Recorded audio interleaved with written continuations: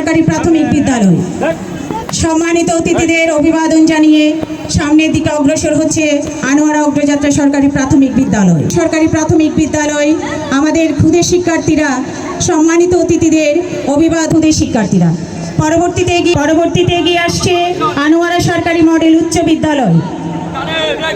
শিলাইগড়া সরকারি প্রাথমিক বিদ্যালয় সামনের দিকে অগ্রসর হচ্ছে, অভিবাদন জানাচ্ছে।